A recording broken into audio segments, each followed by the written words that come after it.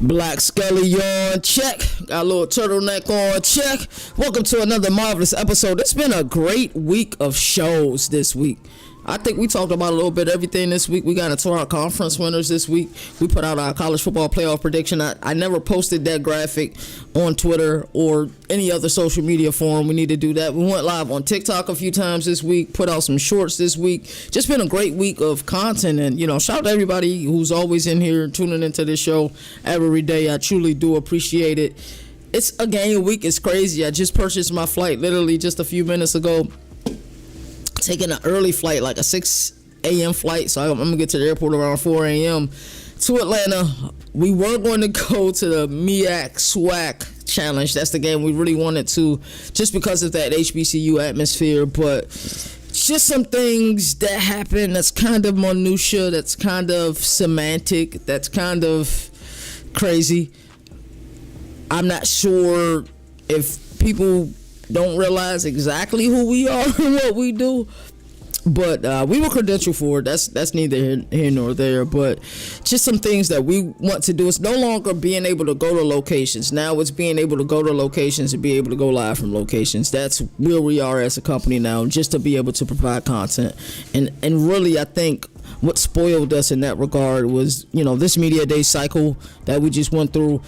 Mike, Moon and I, that we were at Big 12 Media Days, ACC Media Days, and American Media Days.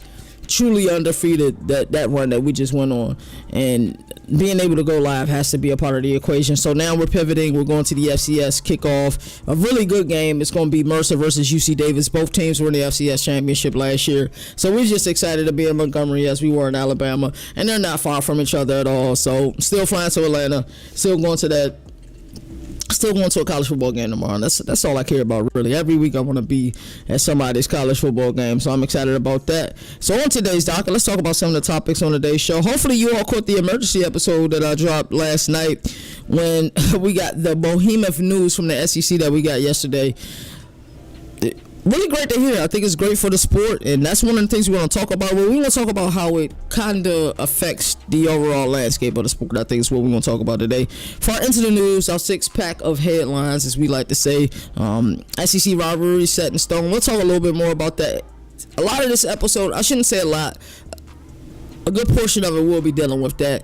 Penn State fires back. We want to talk more about what their AD Pat Kraft says as he was defending his Nittany Lions, and that's what good brand ambassadors do. That's what you're supposed to do. If you're a coach, athletic director, commissioner like Greg Sankey, the way he defends the SEC, I'm telling you, I want somebody to defend me the way he defends the SEC. Sam Leavitt gets the Baker Mayfield treatment. Mel Kiper said that's his comp. And I don't think he's too far off, and you can take that as either good news or bad news. I know a lot of people aren't fans of my Mel Kiper because of the hyperbole and everything that goes on with the NFL draft. Some people didn't like his frustrations with the NFL and Shedeur Sanders. It is what it is. I think everybody knows what side of the fence I'm on with it. It ain't hard to tell, to quote something that Deion Sanders would say. But Rocky Top, question marks. Tennessee heads into 2025 under the microscope as a true SEC enigma.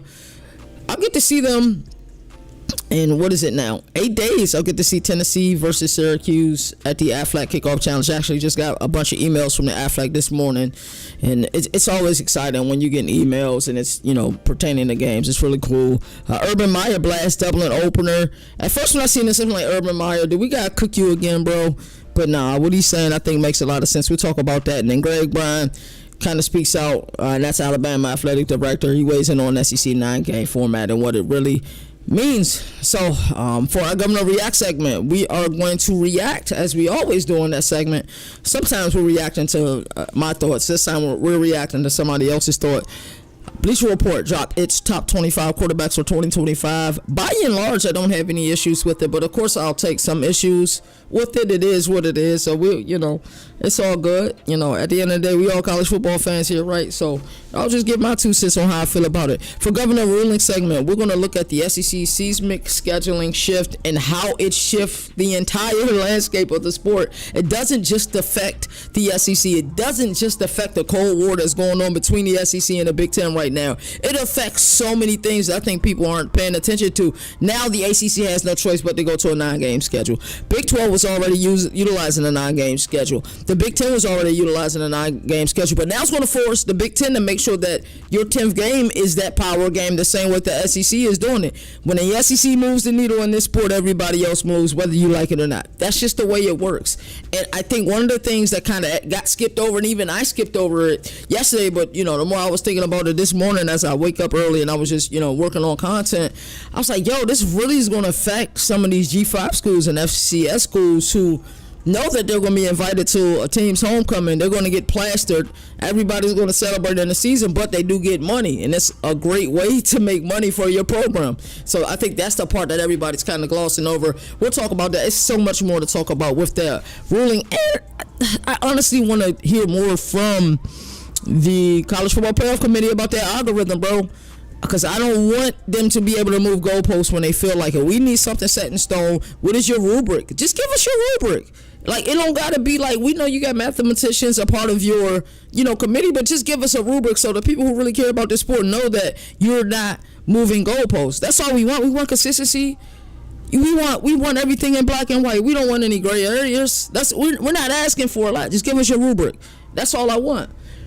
Rich Clark, phenomenal guy, bro. We need your rubric, bro. At the end of the day, for the Around the Nation, I'm going to talk about this Pat Fitzgerald and Northwestern situation. I remember when this news first came out and how much it impacted a lot of us.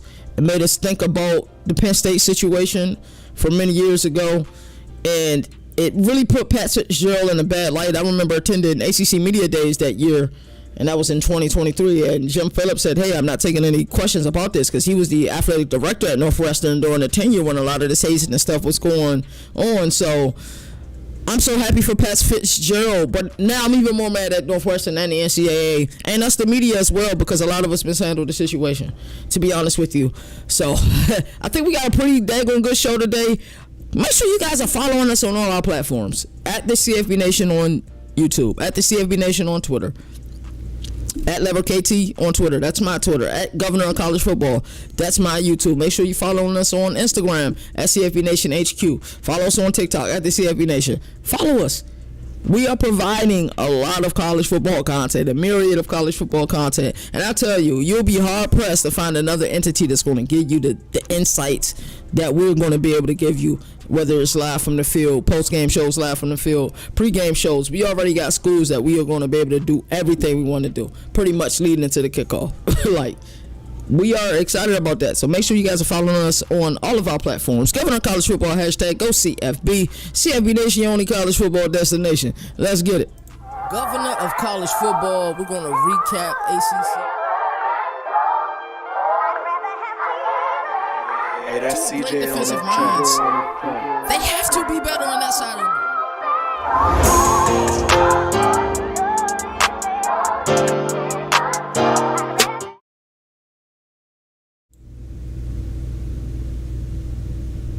It is Friday, August 22nd, and this is August 22nd. Every time I think about August 22nd, I think about the old company that we formulated. I think everybody who has done business or ventured into business, every businessman will tell you that they have at least one failed business. I have a couple. One of them was a record company I was an exec on. That we had one person, my Uncle Foots, who was CEO, and I was just an executive on the company. Also made music at the time, who really understood the marketing phase of it, but he wasn't really getting help with it, because we had a lot of talent. Like, there were like strip clubs that was playing our music. Like, the moment we walked in, we had that very, very local celebrity status, but we didn't understand it. But one of the other failed businesses I had was called Real Ones Productions, and that's how I met a lot of the people. Like, that's how I met Boone, one of my business partners. That's how I met Jalen, Brad, Steves, who are, they're working on other ventures at this moment. But yeah, this was the day we birthed it. 5 years ago was the day where we birthed it, and I remember the day where it kind of came to an end, and then I wanted to work on something else. And around that time, I could see it coming. Like, one thing about me, growing up in the neighborhood that I grew up in, you had to keep your head on a swivel, because at any given moment, anything could pop off. That's just the way it was. And, also, I think a lot of times Aries have great intuition. Like, I can read a room well. I can tell how people feel about me, even if I don't say it aloud, or even if they don't say it aloud. I already know where they stand. You know what I'm saying? Like, I know the small circles that exist outside of our, our circle. It is what it is. I'm just comfortable with that, and I've always been comfortable in my skin. And I said that to say this. When CFB Nation was birthed, I was like, you know what? I need to create my own show. This ain't working out, right? You know what I'm saying? Because at that time, I've always used OBS. It's easier to use StreamYard when you're using multiple people to set up your show. So we do use StreamYard, but I always used OBS because I always liked OBS. That's what me and Dante from East Coast Gridiron talk about all the time, how much we love OBS and to make our content with OBS. But I was doing like a good portion of the pre-production and trying to get everything set up. And then now everybody want to make changes to the show and all of that. But that's neither here nor there. So I seen the end was near. I was like, let me go ahead and make CFB Nation. It was just a show, and I let it be known like this has nothing to do with R&B. I had to let everybody know that real fast, and then boom, it just blossomed into the brand it is today. So, but yeah, shout out to R1P, shout out to everybody, you know what I'm saying, who's still rocking with us and who doing their own little thing. I just want to shout everybody out. So the SEC rivalries is set in stone. Let's get to our Into the News segment. So, get to my notes. So SEC annual opponents locked in. The SEC is getting real about who's married to who, pretty much on 3 job predictions for permanent annual opponents. Each team could be tied to in a new era. Tradition, TV value, and rivalries are all in the blender because when the SEC sets the table, everybody eats, but not everybody likes the plate that's in front of them. And I agree with that 100%. So the thing that we learned yesterday, which was so valuable, we learned that they're going to the non-conference games. But wait, that's not it. Also, that 10th opponent has to be a Power 4 opponent. You get your 3 rivalries, that tradition, that pageantry, like the Iron Bowl, the Egg Bowl, the world largest cocktail party. All of those games are locked in, and then you'll play each team every 2 years, and then it's home and away, at least every 4 years or so. So for the teams that you play that are blended in. So the first thing I was excited for was Bedlam. Of course, hearing this news, I'm so mad we're not getting a Bedlam game this year, even though it would probably be a disaster, to be honest with you, this year, because Oklahoma is just that daggone good. But, I think sometimes it's just things that, when you think about something, you like to see it. Like, one of the biggest rivalries in the area that I live in, I'm from the D.C. area, grew up right outside of Southeast D.C., the Cowboys and the Redskins rivalry is so large, and that week is always incredible. And there was a time period that the Cowboys went on a serious one and won a lot of those games, but the fans locally will always get excited about those games. And the times that the Redskins did get wins this series, this area, the whole metropolitan area, DMV, whatever you want to call it, this area is amazing when the team is good. Like, to see so many Redskin fans come out last year when they were, in the football, in the playoffs last year, I think that was incredible. So, but yeah, so with the SEC, a lot of that stuff locked in. It is what it is. I think this thing is going to change the entire ecosystem of college football. We'll talk a little bit more about that later. So Penn State non-conference critics get checked. Pat Kraft's Penn State athletic director fired back at a shade thrown at the Nittany Lions non-conference schedule. His message simple: win games. That's it. Forget style points, W's, not perceptions battles. I respect it, bro. At the end of the day, now, of course, the SEC change doesn't take place until 2026. But for now, what people were saying about the SEC, what a Kirk Cignetti was saying, and I think what Pat Kraft is saying is, listen, our non-con schedule is our non-con schedule. Just know that we're going to play, 9 tough conference games this year. Our goal is to win, and we don't care how that happens. The goal at the end is to win. And if you want to make the college football playoff, and we know that strength of schedule does now matter, we don't know the entire rubric, so I am begging Richard Clark and company to give us the rubric so we know exactly what we're working with. That's all I'm asking for. So I don't blame Pat Kraft at all. Mel Kiper comes up with the comp for Sam Leavitt. Now, Mel Kiper, a lot of people are just upset with Mel Kiper at the moment. For whatever reason, you're upset at Mel Kiper. Maybe you don't like him. Maybe you don't like his, NFL draft things. I know in general I don't like a lot of NFL draft people. It is what it is. I don't know why my phone ringing. That's why we said it over there. I just don't. It is what it is. I think because I'm such a huge fan of college football, and then to see a mockery made of some of these athletes, once they enter the NFL or the postseason of, like the All-Star season, whether they go to the East-West Shrine game or the Senior Bowl, a lot of that stuff is a mockery, man. The 40 times and, how many times they get bench press 225. But, bro, like, some of this stuff is stupid. Like, I'm going to just be real with you. Like, what are we doing? It's like we'll go watch somebody's pro day against no pass rush and stuff like that, then all of a sudden they're a dude, right? That's how Anthony Richardson ended up going, what, 3rd or 4th in the draft? I don't remember exactly when he was drafted, but, like, I don't know. This is stupid. Somebody runs a blazing 40 time, then all of a sudden it propels them, higher into the draft. Like, yo, can you play football? Can you not play football? Like, we watched Xavier Restrepo absolutely tear defenses up last year in the 305. That was Cam Ward's favorite target. He runs a 4.8 now. He had some bad people in this corner. Should have known if he ran a 4.8, they was going to count. But, his style of play, he don't need to have a 4.2 40. He just don't. So I hate all of the draft crap. I hate it. I hate when people who, and granted, a lot of these people do watch a lot of film. I give them that. But are they watching the games live? And they'll say, well, what's the difference, Governor? That's just the difference. Are they at the games? And I asked that question. It's just a difference, in my opinion. It's just a difference. That is no beef with anybody that does draft. Do you get your paper? However you get your paper. One thing I never do is watch another man pocket. But I'm just saying, though. Like, so Mel Kiper, I don't really personally get people beef with him. I beef with everybody who just do that type of work. You know what I'm saying? But there are people I like that do that type of work. I happen to like Mel Kiper. Historically, he's passionate, and I can tell he actually watched film. Daniel Jeremiah, the guy within an NFL Network, I like him as well. But overall, it's just the draft people I don't care for. I'm just being real with you, and it is what it is. So Tennessee's big question mark heading into this upcoming year. That's one of the on-3 headlines for the fall heading into the 2025 program. A program full of questions, searching for stability and staring down an SEC slate that doesn't forgive. Rocky Top has optimism, but doubts are just as loud. I've been really consistent about how I feel about Tennessee. Tennessee can shut me the heck up week 1 and do it. I will be at that game. We're just 8 days away. I can't believe that I'm 8 days away of going to go see them in Syracuse in person. And then that following day, I get the Beamer Bowl. And then that night, I get LSU and Clemson. Yo, I am super lucky to see all of this live in person, bro. I promise you I am. But, yeah, they're going to answer a lot of questions. I want to see how Aguilar delivers in this system.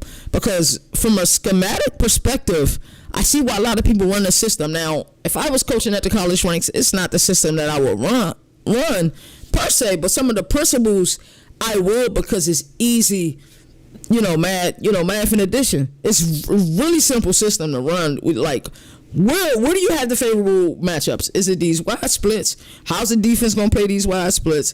Can I run the ball out of this set? Because there's not a lot of people in the box. So if the box is crowded, I'm going to just make a quick throw and let my wide receivers make plays, right? I will run the air raid, not Hal Mummy's variation of it, but still a lot of the principles, that come from it, because he is the godfather of the air raid. If that's the system, I would want to run that. I would want to do a threat quarterback, and I would want to call it a power raid because I would want to have a dynamic running game with my running back and quarterback, but still using a lot of the same principles, 92 mesh, the white cross. I would want to use a lot of those principles still. It's just, it is what it is. So, Urban Meyer hates the Dublin opener. And when I first read this, I'm like, what is he talking about? So, we do have a week, 0 showdown tomorrow. We got Kansas State playing Iowa State at Aviva Stadium in Dublin, Ireland. And I think this is the 4th rendition of this series. I think it started back in 2022. And we've got some pretty decent games, especially last year was a really good game. The year before that, I think it was Navy and Notre Dame, and that game was bad. Oh, that game was bad.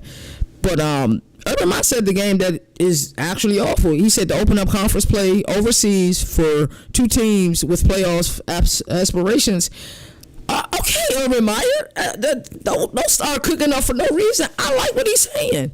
He's saying that they're overseas, they're playing the game, there's distractions. So the team that is less distracted typically comes in and wins this game. The team that's less distracted and the team that plays with more physicality typically wins this game and treats it as business as usual. He's saying that this game is going to matter, and that's what I was saying a few days ago when we look down the line and we're in November and we're a week away from rivalry week and we're trying to figure out, hey, if Kansas State were to lose this game, or I would say, yo, dang, that's right. They're trailing because of week 0 loss out there in Dublin, but you know, for the people who say week 0 don't matter, Urban Meyer, to kind of retort or respond to what you were saying, people need games like this in order to believe that it matters. It matters to me no matter who's playing.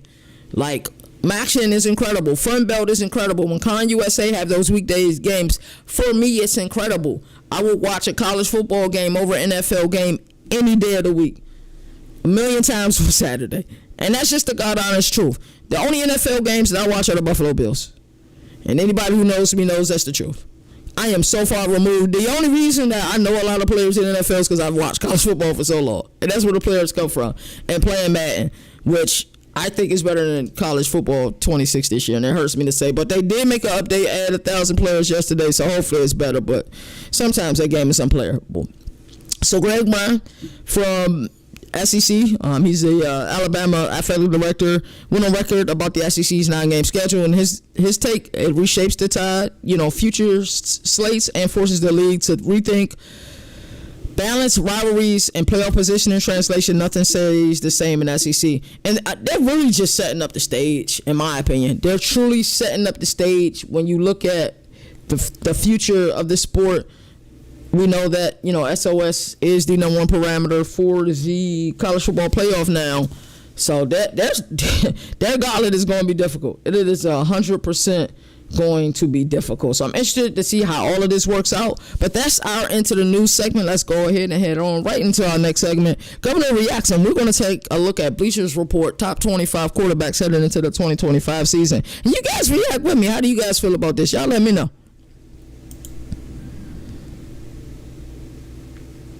Alrighty, so Governor Reacts, top 25 quarterbacks heading into 2025. A lot of times when I'm looking at these lists, the biggest thing that I get flustered with or I get frustrated with is like, are we going off for ceiling? Like, where's the rubric? And a lot of times without a rubric or without a key or know what metrics were put in place in order for this thing to take off or how this list was curated, I think that's sometimes where I get confused. Like, I think sometimes if your list is based on play from last year or last year alone, your list will look, a certain type of way. But if it's based on potential, you'll probably have Arch Manning really high on your list, if that makes sense. So, like this list, I'm not sure how it was curated. I do like the list overall, but I'm thinking some of this is potential and some of this is what we already know. So coming in at number 25, we got Dylan Raiola, Nebraska. Threw for 2,800 yards last year, 13 touchdowns, 11 interceptions. Flash early, faded late. There was a game Nebraska played where I got a really good look at Dylan Raiola, and that was the Illinois game. And both teams were fighting and competing and trying to win that game. But Luke Altmaier was able to make a couple more plays, and Dylan Raiola was able to make that game. Ultimately, they won. Dylan Raiola being in the top 25. If we go off of history and look at, Matt Rule, year 3, they should have some success this year. I don't think they make the college football playoff, but they'll be good this year. At number 24, Julian Sayin. This, I think, is just a potential thing. You look at the roster that he has around him. That wide receiver core is tremendous. This is a potential pick. That's why they have him at 24. I think there's some other options there that they could have went with, but that's why they have him at 24. C.J. Bailey from NC State. 17 touchdowns, 10 interceptions. If there's a team in the country that I would love to see in person and I don't know how to properly calibrate, it's the Wolfpack. It really is. I just need to see them in person and see where they're at. Coach Dorian, I think, has done a magnificent job in his tenure there, but they've been kind of hard to figure out the last couple of years because I thought they was on the brink of being like one of those tier 2 teams moving on up to being a tier 1 team, and they just haven't looked good. Coming in at number 22, we got Nico Iamaleava from UCLA. By the way of Tennessee, of course, he threw for 2,600 yards a season ago, 19 touchdowns, 5 interceptions. I think out there in Southern California, he will be given the keys. So I expect those numbers to go up, especially being in Tino Sinceri's system, who is a former quarterback, who is his offense coordinator, and I think he'll know how to relate to Nico. And I'm interested to see what happened out there. A kid that not enough people know about is Damon Williams Jr. from Washington. This kid, I think, is going to really light it up this year. I like what Washington is building. I'm interested to see how Coach Jed Fish, what his program looks like year 2 since he's been out there in Seattle. It'll be interesting to see. A guy that I like a lot, and I would have had a lot higher on this list, is Josh Hoover from TCU at 20. He has no business being at 20. Almost threw for 4,000 yards a season ago, 27 touchdowns. This kid is legit. And guess what? He's a better person than he is a quarterback. Like, he's a dude. He sat down with us, interviewed with us, man. He's cool, calm, collected. I'm telling you. Media trained. You look for a guy who, you know, can lead your program or even at the next level, man, in the NFL. Not going to embarrass you. Going to always say the right things. Going to always put his teammates first. It's Josh Hoover. Josh Hoover doesn't belong at 20th. That's crazy. Darian Mensah for Duke, by the way, at Tulane, is coming in at number 19. 2,700 yards a season ago, 22 touchdowns, 6 interceptions. It'll be interesting to see how things work out for Duke this year. I'm high on that team from Durham. I really am. I like what Manny Diaz has done. I think they're on the cusp of being really dangerous in the ACC this year, and if they upset a couple teams, do not be surprised. I think that team is just that good, and I think Manny Diaz has just figured it out. I really do. I really do believe that. At number 18, Avery Johnson, Kansas State. So I had both Hoover and Avery Johnson in my top 10 quarterbacks heading into the season. But I also am a believer that the Big 12 quarterbacks are the best quarterbacks in the nation. Really. I know the SEC got some dogs, but the Big 12 got the best quarterbacks in college football. I truly believe that. I really do. And the reason I'm showing Jackson Arnold in his background, because he's not on this list, but if you think he ain't about to light it up this year, you're tripping. He would have been on my list if I made this list. I promise you, because he's going to light it up this year at Auburn. So Avery Johnson at 18, way too low. Josh Hoover, Avery Johnson, 20 and 18 is too low in my opinion. Blake Horvath, a guy that I like a lot. He just missed my top 10, but he was in Moon's top 10. His family is super dope. He's a stand-up guy. He's going to be really good. And when we start to look at players who are the most valuable players for their programs, I don't wish injury on anybody. I wish everybody a healthy season and nobody has time away. But if Blake Horvath isn't playing for Navy this year, how many ball games do they win? I think he has the most control and is the most valuable to his team, arguably, than any other quarterback in the nation because of what he does. He's their passing game and their running game. He's the player that is being scouted every week. And not saying that they don't have a good defense, not saying that they don't have a lot of return on production, because they do have both of those, and they do have an opportunity to win the American Conference this upcoming season. But what I am saying, when we look at quarterbacks that are uber important for their team, and without them, they're not sniffing 6 wins, I look at Navy, I look at Blake Horvath, and I say, yeah, without Blake Horvath, they're not sniffing 6 wins. And it ain't no doubt about it in my mind. Another guy was uber important, another guy that was in my top 10. Why isn't he more respected? It's Luke Altmaier. It frustrates me that this guy isn't more respected. 2,700 yards, 22 touchdowns a season ago. For me last year, what's his clutch play? The game against Rutgers, the game against Purdue, the game against Nebraska, there was many clutch moments. We seen it at home and we seen it on the road where he would not quit. He is the engine that keeps that team in Champaign going. Luke Altmaier deserves way more respect than being at number 16. Stop it. Please stop it. Coming in at number 15, we got Haynes King, Georgia Tech. Huge fan of Haynes King. He just happened to be one of those quarterbacks that, you know, he's another guy that is utilized so much in the run game, utilized in the RPO game. Of course, he's really good at that. But his head coach like to run the ball. So I think, you know, his numbers sometimes take a hit because he's with a coach that loves to run the ball. And that's, you know, Brent Key's mantra. We're going to run the ball. We're going to play physical. You know, it is what it is. Coming in at number 14, we got Diego Pavia from Vanderbilt. 2,200 yards a season ago, 20 touchdowns, 801 rush yards.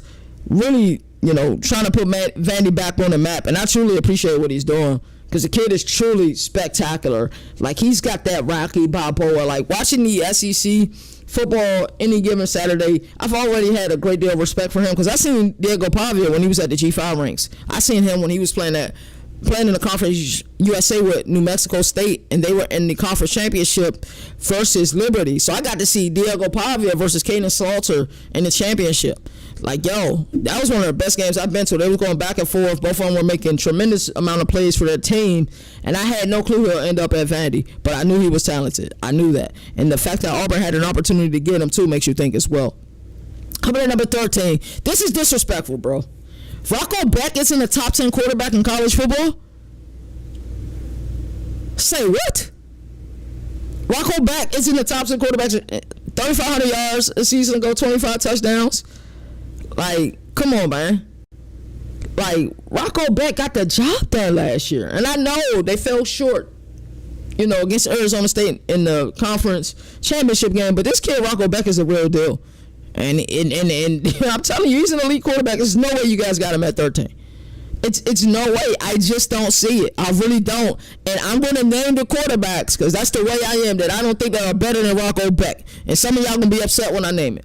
Fernando Mendoza coming in at number 12. I know the NFL loves his skill set. He ain't better than Rocco Beck. He comes in at number 12. No disrespect, Fernando Mendoza. Carson Beck comes in at number 11. I like Carson Beck. I think this offense that he's with Miami, I think he's going to light it up this season. I think that offense is a lot more friendlier. That offense in Coral Gables and the system that is in Coral Gables is more friendlier than the system that is in Athens. But if it were me and I wanted to take a quarterback and my choices were Carson Beck, Fernando Mendoza, or Rocco Beck, I'm 100% taking Rocco Beck. No doubt in my mind. No doubt in my mind. Like, put some respect on some of these Big 12 quarterbacks. Kevin Jennings at 10. Played phenomenally last year. And he already got it. I really like him. Preston Stone. I'm interested to see what happens in Northwestern this year because Preston Stone is their quarterback this year. Really liked him. I hated the way it was handled last year, and I've said this a million times. I truly owe Rhett Lashley an apology because I'm like, yo, what's going on? Because I'm like, Preston Stone should be the starter because of the unwritten rule. We're going to the season, their first game, week 0 versus Nevada. They played atrociously last year. It was bad. It was terrible. But Kevin Jennings did outshine Preston Stone, and then he would go on to start the rest of the season.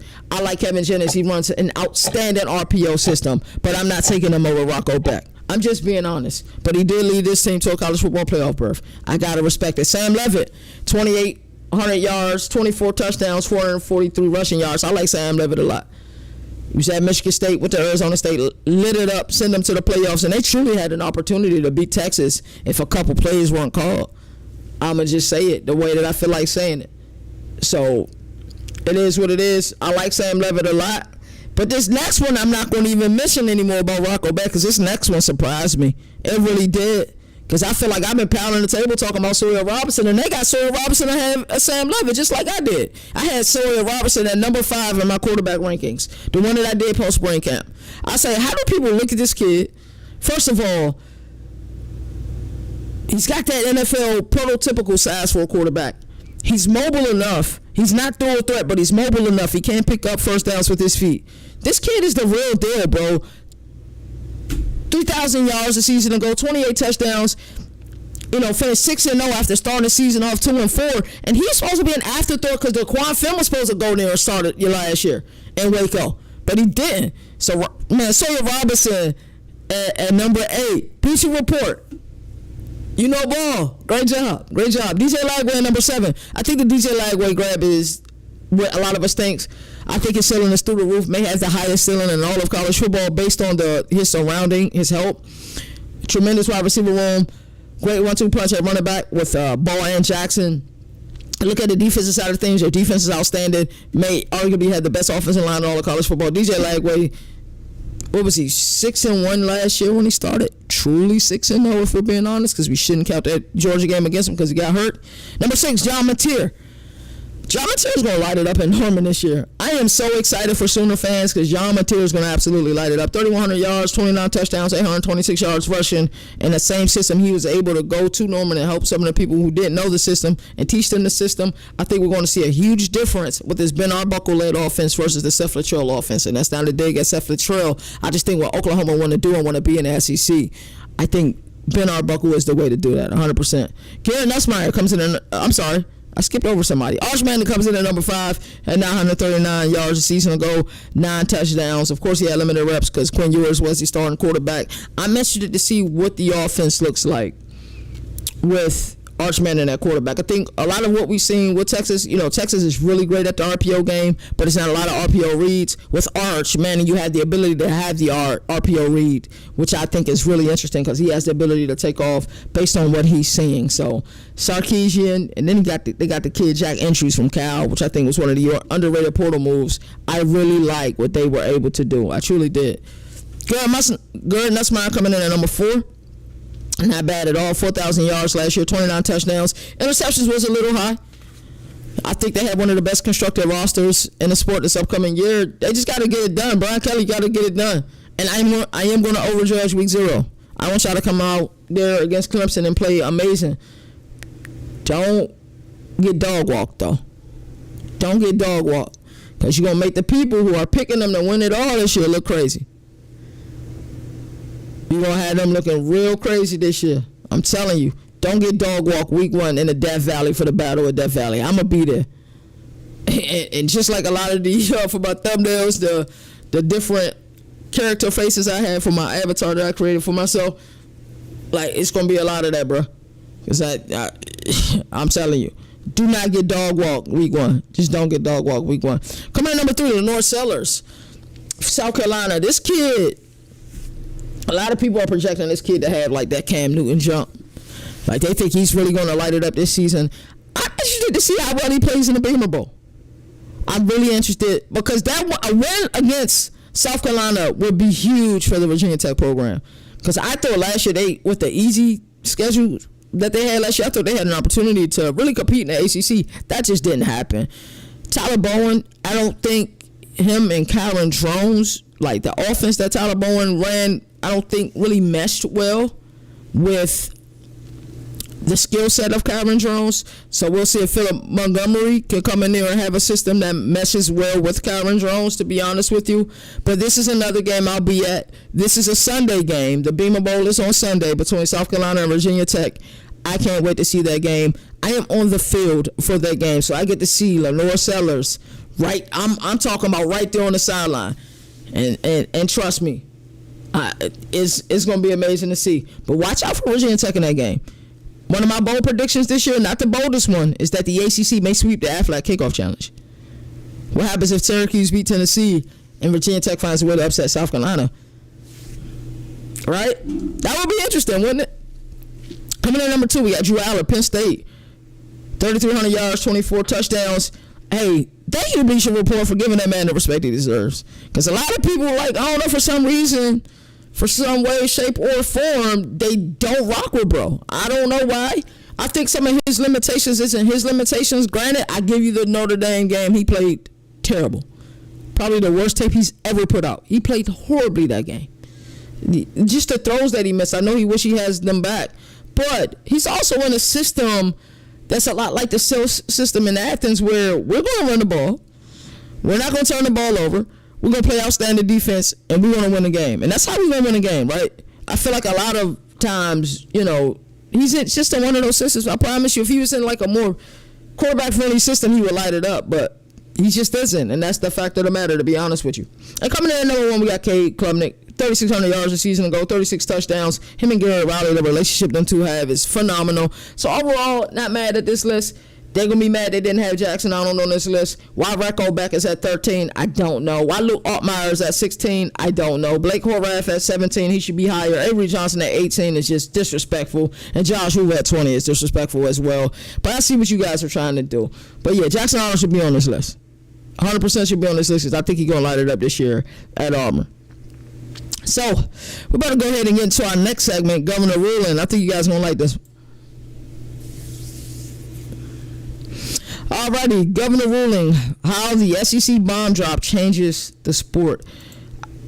So, like I said, after the emergency episode yesterday, I was kind of just sitting back, thinking, watching other sports shows as I always do, because I try to support everybody. I really do. But I got to think, I'm like, yo, this really impacts the college football landscape, I think, deeper than we think that it does, because it really does affect it, to be honest with you. So this Governor Ruling segment is on how the SEC new non-conference rule reshapes college football. So this was the breaking news out of Birmingham. The SEC just set off a controlled demolition on the sports scheduling infrastructure beginning in 2026. 9 SEC games plus a mandated Power 4 or Notre Dame opponent every year. That was one of the things that really got me. Of course, because I want to see Bellum and some of those other special games that we haven't been able to see, just because politics, to be honest with you. But now there's the gateway for that to happen, but it's also going to force other teams to move as well, probably in directions they didn't. I'm sorry, not other teams. Other conferences that move in directions they probably hadn't planned on moving in, but they're going to have to in order to keep up with the Joneses, right? Because in college football, whether you like it or not, the SEC are the Joneses. Alrighty, so the decision was approved by SEC presidents and chancellors after ADs gave their recommendations. Sankey's positioning was bold. 9 SEC games plus an annual power opponent creates the strongest and most competitive schedule in college football.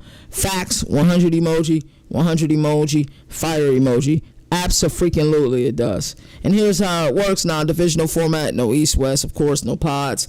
Remember they would think about a one giant pod back in the day, but now this got one huge standings gauntlet. 3 annual opponents. Tradition stays intact. Think Iron Bowl, cocktail, world largest cocktail party, Red River Rivalry, Egg Bowl. All of those rivalries stay intact. And then 6 rotating games. Every SEC team sees the entire league in a 2-year cycle, home and home, and 4. That's how it works. So mandatory power non-conference game. SEC teams must play an ACC, Big 10, or Big 12 opponent, or Notre Dame. No, and that just is what it is. So here's the ripple effect of what I was talking about, how I truly believe that it does change the college football landscape. So Big 10, for years, the Big 10 has mocked the SEC 8-game format. Indiana's Kirk Cignetti even threw shade about their cupcake schedules. Rhett actually even brought up a good point about the SEC house is really top dominant, if you're being honest. Now checkmate. This is 100% a checkmate. The SEC will dominate the strength of schedule rankings, and from 26 on, because occasionally we get 9 SEC teams in the top 10, and then there's a one-off. This year, Wisconsin is the one-off. Last year, Georgia Tech was the one-off. Every year it's like that. Now you're going to see SEC run 15 straight off. Starting in 2026, the top 15 strength of schedule and those rankings will be SEC teams. They're going to run 15 straight off. I promise you. The strength of schedule rankings will be all SEC teams. At least 12 to 15. I guarantee you that. Right? So, in my opinion, the Big Ten has no choice but to match the SEC's Power 4 opponent mandate. They have to. I don't think they really have a choice because, they teased them about the 9 games and all of that. We get it. I still think their 8 was tougher than the Big Ten's 9, just being honest with you. But then, this non-power team that they have, the non-con, but it has to be a Power 4 team, creates 10 games. It's just going to be tough to beat that philosophy or that formula, so the Big Ten is going to have to conform. They're going to 100% have to conform. Whether they want to or not, they're going to have to conform, and they're going to have to add that as well. So they'll get their 2 little cupcake games and then 10 games. And guess who's the biggest winner of all? The fans are the biggest winners. So, if you got 6 or 7 home games, depending on your team, or if you're a Louisville fan, you get 8 home games this year, you buy your season tickets, you're not having to, watch some, Alabama versus Circuit City, University. You don't got to watch that because that ain't going to be there, right? So how it affects the Big 12, they already play non-conference games. There's no way that strength of schedule is going to get tougher, but they'll be pressured to put in that 10th game Power 4 requirement as well. Like Greg Sankey, bro, he's playing chess. He truly is playing chess. The ACC, they're the most exposed. They're still at 8 games, still fragile in structure, and plus there are speculations that more teams from the ACC want to move on, right? We already know about the Clemsons of the world. We already know that, hey, they got Notre Dame in every sport except for football, right? We also know that North Carolina is interested in the SEC, and the SEC has mutual interest in North Carolina as well. So the ACC is the most exposed because they're still at 8 games. They'll have to change that next year. They have no choice. Jeff Phillips, you my dog. Real stand-up dude. You always show love. Every time I see you, bro, you're going to have to move to 9 games. You don't have no choice, bro. You really don't. And, even if that's a lot of your teams try to play Notre Dame, I don't know how you're going to figure it out, bro, but y'all going to have to move to 9 games. Just force them to go 9 and plus do that Power 4 or Notre Dame stipulation as well. Survival demands it. You know, if you want what you had last year, and that's SMU getting into the college football playoff and Clemson getting into the college football playoff, with the current structure, with the current format, 12 teams, now with strength of schedule being there, you're almost killing yourself because you're guaranteed to get one, but other than that, you might not get a second one if you don't conform. So, what Greg Sankey is essentially telling everybody, get down or lay down. Pretty much. Hey, man, the guy with the biggest gun wins, right? You know what I'm saying? Yeah, Greg Sankey ain't playing with him. But here's the collateral damage. I think here's the piece that a lot of people omitted, and even I omitted yesterday when I was live on my show. The heaviest blow doesn't land on the Power Four. It lands on a group of 5 in the FCS. They guarantee buy games, the ones that fund athletic departments, like places like Georgia Southern or Chattanooga, Sam Houston, just dried up. Like SEC athletic directors aren't writing those 1.2 million checks for those 4 games that they had, because a lot of them were going to be cupcake games for you to come there and them celebrate their homecoming, beat you 70-0, and send you back home with at least $1 million check, right? Or like 500, 600, $800,000. That money really helps these programs. It really does. Believe it or not, it does help them. And if some of these programs, like who's one of those programs? Miami of Ohio ducks no smoke with their non-con schedule. They never duck smoke. Every year they play tough games. Toledo's trying to be like Miami of Ohio, and that team from Oxford, Ohio, ducks no smoke. And you know why they duck no smoke when it pertains to that? Because they try to take them paychecks. Yeah, we come to your house and we play you. We gonna compete though. Y'all not gonna smack us like y'all smack Chattanooga. We gonna compete. You ain't gonna smack us like that. You know what I'm saying? But at the end of the day, they gonna collect their money and it's gonna help their program. That's what it's gonna hurt. When I say collateral damage, here's the collateral damage. It's better for the sport. As a fan and as a fanatic of the sport, yes, I was so happy when I read this yesterday. I was ecstatic. But at the end of the day, there is collateral damage. That really is. And even though this is a greater good for the thing, there's some people are just going to miss out. And I think the group of 5 and the FCS took an L yesterday. They took a huge L because a lot of them are getting money. That 1.2 million, that check look good when you're trying to fund this athletic department and y'all ain't winning no games. Well, hey, let's go lose to Alabama by 70 and get that money. we got to fund this whole entire department. Let's go get that money on. That's just the way they think, right? So those payouts were lifelines, 100%. Without them, smaller programs lose a revenue stream and exposure shot, creating a wider divide between the top and the bottom. So the verdict overall for the fans, this is pure gold. More marquee Saturdays, fewer throwaways. Because every year we have like a week. And me and Moon, we figured it out. I'm not going to say what week it is, but we figured it out. We're like, we might as well stay local this week. So the week I see we local, and it ain't a lot of big games. And playoff resumes that hold serious weight. For Sankey and the SEC, this is a power play with no equal. Greg Sankey looked into the eyes of Tony Petitti. He said, you want to play hardball? You want to talk all this madness about a 24 and 2018 playoff? This is what he said. Checkmate. That's exactly what Greg Sankey did, man. Checkmate. Thank you. Yeah, we going to 9 games, and we playing an additional power team. Y'all can't compete with that. And guess what? We in the ears of the committee too. So now that they got the SOS, you know what I'm saying, a part of their rubric, yeah, we in there. So moving forward, whatever format they decide to go with, 14, 16, 24, 28, just know there'll be more SEC teams than any other teams. We can go ahead and take an ad break before we get into our Around the Nation. Pat Fitzgerald and the Northwestern situation. I'm really pissed off about this. We'll hear a little bit more after these messages. We'll be right back. Look at you out here using all these other sports books and you ain't even using the best one. Bet US. Get 125% match bonus when you use the promo code CFB Nation. Yeah, you heard me correctly. 125% match bonus on your first deposit using that code CFB Nation. We know that college football is in the offseason. Even though we don't celebrate that, CFB Nation, we do college football 24/7. But there are plenty of things for you guys to bet on. Who will have the most wins? OKC Thunder or Cleveland Cavaliers? Can Luka and LeBron make it all mesh to make it to the play-in tournament? Maybe you're a college basketball guy ready to risk it all for Florida to make it to the big dance. Basketball isn't for you? Maybe you're a football guy. Well, BetUS got you covered with this year's UEFA Championship. Can Liverpool or Barcelona win it all? Will Erling Haaland or Harry Kane lead their teams to victory? May is going to get popping when the Kentucky Derby hits town. BetUS has you covered in that way too, with all major horse racing events. Point is, type in that promo code CFB Nation and go get that money.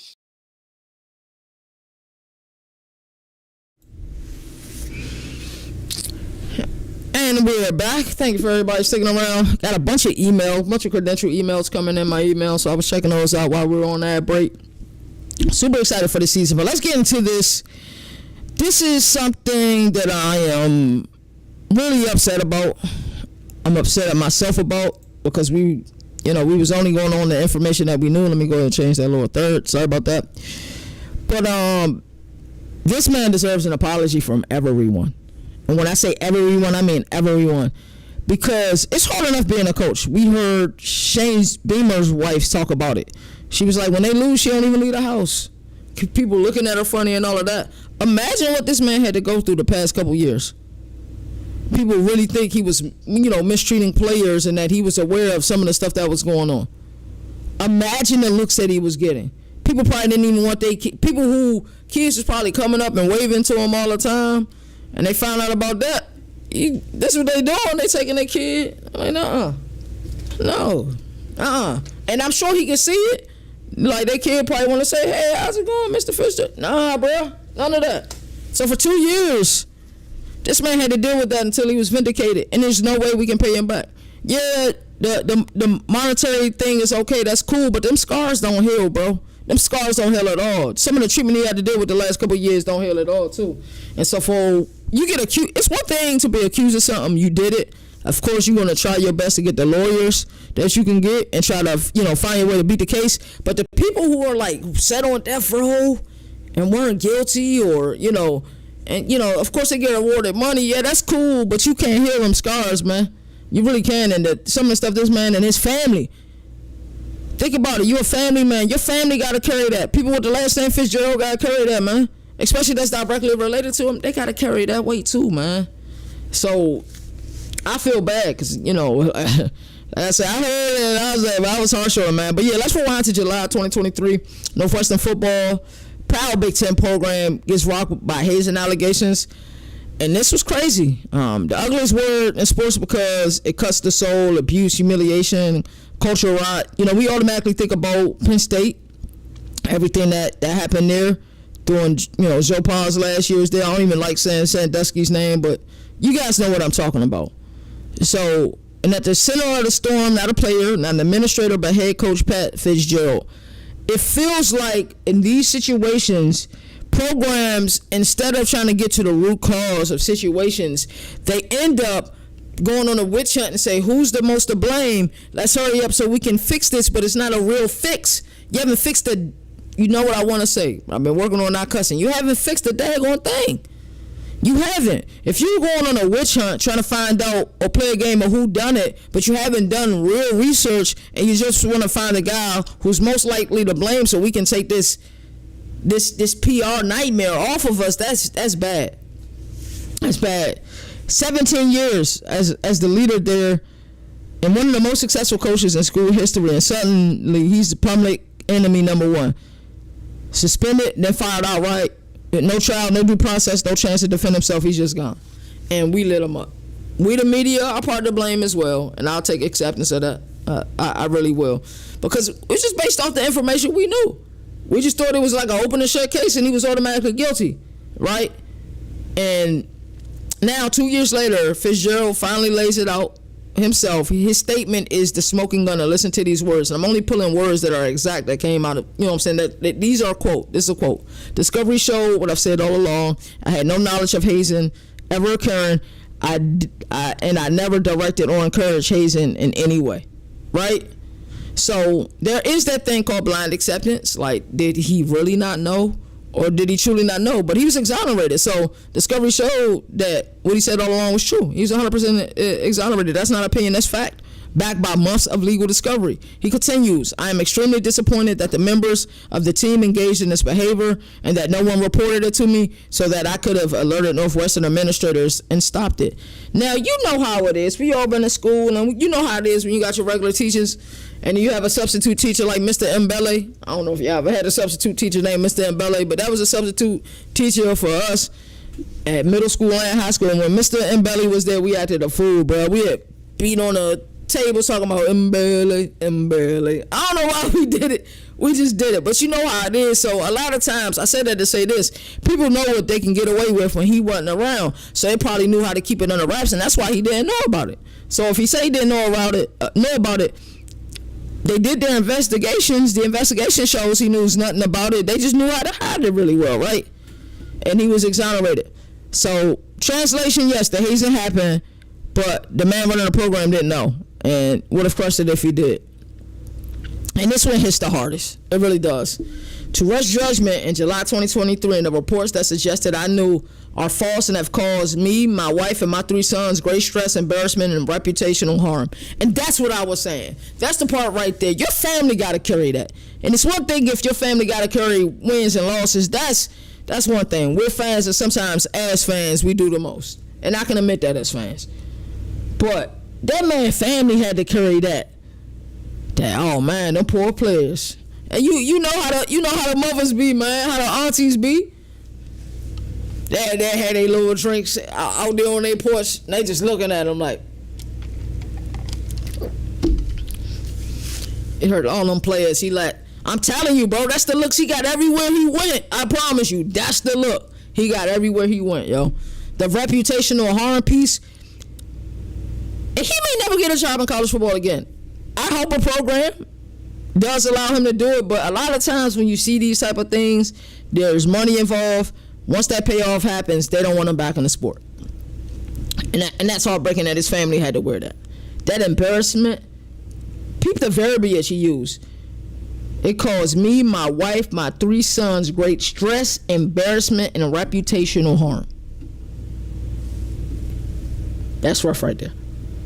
That's it right there. Forget the wins and losses, forget contracts. This is about a family drag through the mud because the university panic and the media mob needed a villain. And we treated him like one. 100%. All right, so the media role. I got to be honest, and I'm calling myself out when I say that. Let's be real. The media pulled gasoline on this. All right. So let's bring this to full content. I ain't making excuses for us, but I'm going to keep it real. So if you do college football content 24/7, like we do here at CFB Nation and a lot of other entities do, around July, you're about to get into fall camp. In that part of July, you're about to head into fall camp. Media days are almost just wrapping up, right? And around that time, you're looking for news. And news like that drops, you're like, hold up. You know what I'm saying? And that's why Commissioner Phillips immediately, during his opening press conference of ACC Media Days, immediately came in and said, hey, I'm not answering anything addressing that because we're in litigation. I can't say anything about it, right? So we did pour gasoline on this because, I mean, heck, it's a time of the season. We're getting excited that the season's around. Media days are wrapping up, you know, and a lot of us rush to paint the picture before the facts, you know what I'm saying, were even there. And that's the messed up part. All right, so yeah, the media, we could have done a better job at this. And hopefully we learn from it. Northwestern's role. Now let's talk about Northwestern. President Mike Schill literally admitted he focused too much on Fitzgerald, didn't know, and not enough on what he should have known. That's not justice. That's optics. That's bending the knee to social media pressure, sacrificing your icon because it was easier than standing firm. And that's why I say the PR piece. They just wanted this PR nightmare up off them. That's all they wanted. Pastor Fitzgerald wasn't just a coach. He was Northwestern football. He turned out Michigan, Notre Dame, USC, and even NFL jobs because he believed in his alma mater. He made Northwestern relevant. And what did he get in return? Betrayal from the very institution he carried on his back. That's messed up. But we got more people. We got more people to blame now.